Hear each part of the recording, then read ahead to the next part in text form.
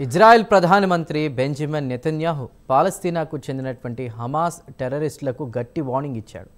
ఇది అంతం కాదు, ఆరంభం మాత్రమే. ఇజ్రాయెల్ బందీలను విడుదల చేసే వరకు, తాము అనుకున్న లక్ష్యం సాధించే వరకు గాజాపై బాంబుల వర్షం కొనసాగుతుందని, ఇక చర్చల ప్రసక్తి లేనేలేదని తేల్చి చెప్పారు. మంగళవారం నాడు సాయంత్రం ఆయన దేశ ప్రజలను ఉద్దేశించి ప్రసంగించారు. ఆ వివరాలు చూద్దాం.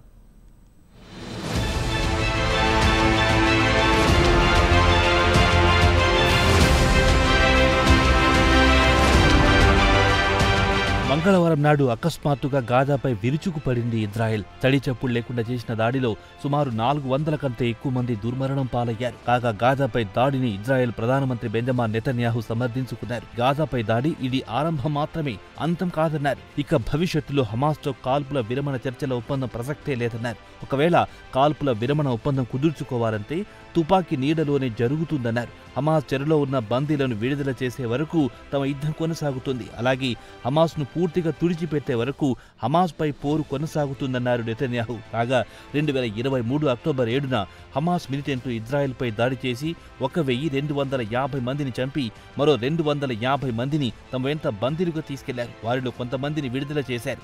ఇంకా కొంతమంది బందీలు హమాస్ చెరలో ఉన్నారు. వారిని విడిచిపెట్టే వరకు గాజాపై నిరంతరం దాడులు కొనసాగుతాయన్నారు నెతన్యాహు.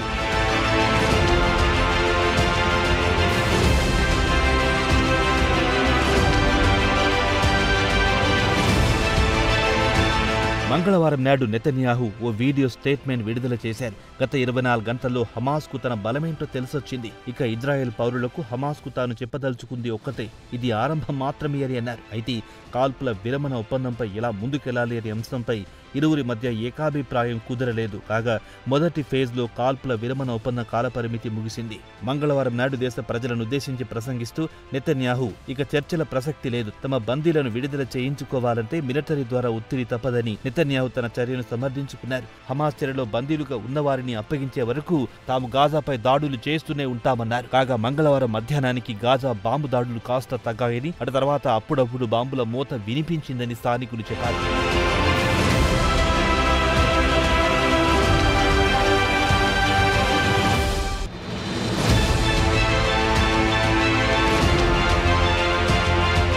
ఇక గాజా నగరంలో పరిస్థితి విషయానికి వస్తే అక్కడి ఓ 43 ఏళ్ల మహిళ జిహాన్ నహాల్ తాజా పరిస్థితి గురించి వివరిస్తూ నరకమంటే ఏంటో ఇక్కడ చూస్తున్నా అంటూ ఆవేదన వ్యక్తం చేశారు. బాంబు దాడుల్లో తన బంధువులు కొంతమంది మృతి చెందారు, కొందరు గాయపడ్డారని ఆమె తెలిపారు. అకస్మాత్తుగా భారీ పేలుడు వినిపించింది. యుద్ధంలో మొదటి రోజు ఎలాంటి పరిస్థితి ఉందో అలాంటి పరిస్థితి మంగళవారం నాడు కనిపించిందన్నారు జిహాన్. కాగా ఇప్పటి వరకు హమాస్ నుంచి ఎలాంటి స్పందన లేదు. కానీ ఇజ్రాయెల్ తమను బలవంతంగా లొంగిపోవాలని గట్టి ప్రయత్నాలు చేస్తోందని ఆరోపించింది. ఇదిలా ఉండగా వైట్ హౌస్ కూడా నెతన్యాహును వెనుకేసుకొచ్చింది. గాజాపై దాడులు చేయడానికి ముందు ఇజ్రాయెల్ తమకు సమాచారం ఇచ్చిందని తెలిపింది. ఇజ్రాయెల్ కూడా వాషింగ్టన్ సాయంతోనే గాజాపై దండయాత్ర మొదలు పెట్టామని పేర్కొంది. అమెరికా స్టేట్ డిపార్ట్మెంట్ అధికార ప్రతినిధి కూడా తాజా పరిణామాలపై పూర్తి బాధ్యత హమాస్దేనని నెపాన్ని హమాస్పై నెట్టేశారు.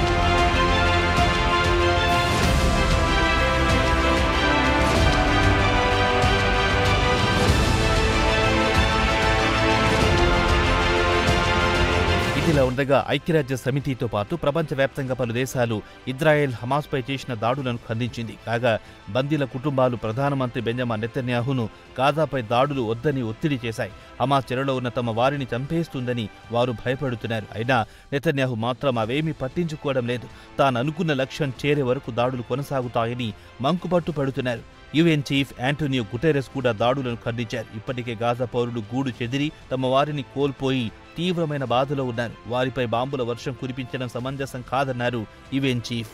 ఇక ఇజ్రాయెల్ ప్రధానమంత్రి నెతన్యాహు కార్యాలయం విడుదల చేసిన ప్రకటనలో బందీలను విడుదల చేయడానికి హమాస్ తరచూ తిరస్కరించడంతో విధి లేని పరిస్థితుల్లో గాజాపై దాడి చేయాల్సి వచ్చిందని తమ చర్యను సమర్థించుకుంది.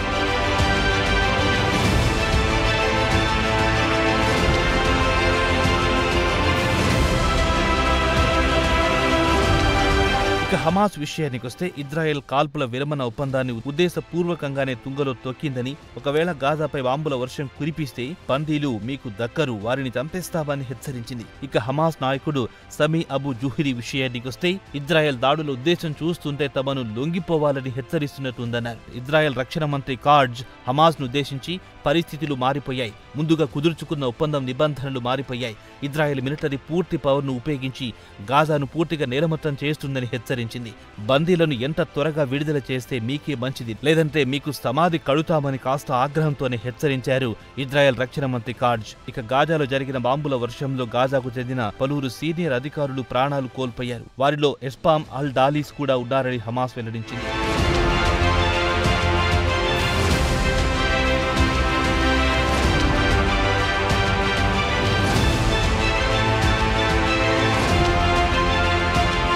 ఇక దక్షిణ గాజాలో పరిస్థితి విషయానికొస్తే అక్కడి ప్రజలు గాయపడిన వారిని స్ట్రెచర్లపై వేసుకుని ఆసుపత్రికి తరలిస్తున్న దృశ్యాలు కనిపించాయి. ఇక మృతి చెందిన వారి శవాలకు తెల్లటి వస్త్రాలు చుట్టి ఆసుపత్రి మార్చురీకి తరలిస్తున్నారు. ఇదిలా ఉండగా గాజా హెల్త్ మినిస్ట్రీ విషయానికొస్తే ఆసుపత్రులకు సుమారు 413 శవాలొచ్చాయని చెప్పారు.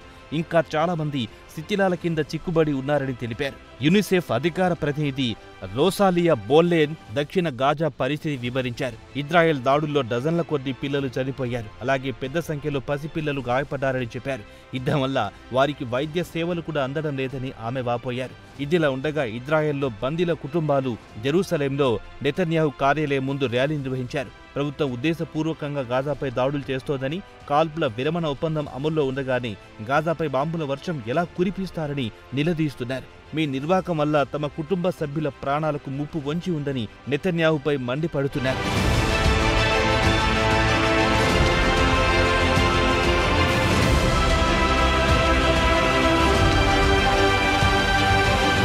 ఇక మిడిల్ ఈస్ట్లోని ప్రభుత్వాలు, యూరోప్తో పాటు పలు దేశాలు కూడా వెంటనే కాల్పుల విరమణకు కట్టుబడి శాంతి చర్చలు కొనసాగించాలని కోరాయి. ఇక ఇరాన్ కూడా పాలస్తీనాలో మారణకాండ ఆపాలని ఇజ్రాయెల్ను హెచ్చరించాయి. కాగా రష్యాతో చైనా కూడా ఇరు దేశాలు నియంత్రణ పాటించాలని సూచించాయి. ఇక Egypt president Abdul Fatah al Sisi మాత్రం ఇజ్రాయెల్పై ఘాతుగా విమర్శలు గుప్పించారు.